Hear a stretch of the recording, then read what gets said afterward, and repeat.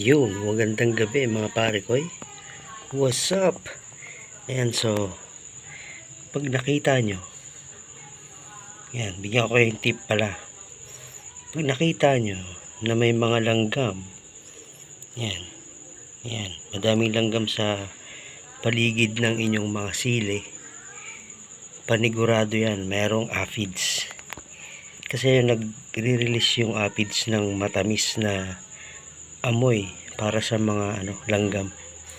Yan, so hanapin natin yung aphids dito sa sili na to. Meron yan, sigurado yan.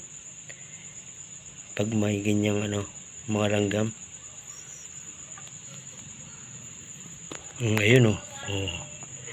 Yun, kita nyo? Oh. Kulay yellow na maliit. Dito. Ayan. Ayan oh. Ayan lang luminaw eh. Yan.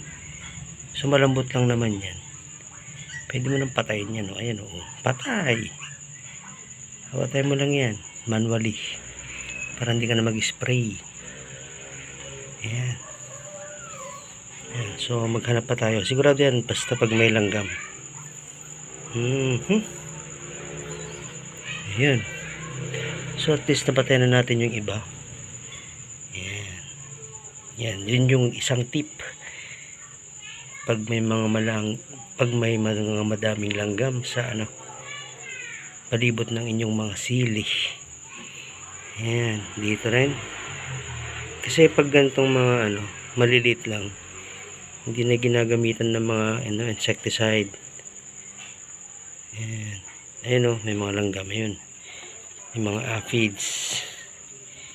Ayan, tanggalin lang natin. Ayan. Yun lang. Ganyan yan.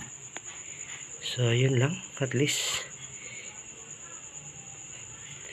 may nalaman tayo at na-share na tips ngayon. Pag madaming langgam sa iyong sili, tiyak yan may aphids. Yan. So, maraming salamat sa panonood sa Paridan TV. Yan. Let's go. Let's grow strong. Oh, diba? Ang cute ng aking mga halaman. Yay! Yeah! Hehehe. Diba?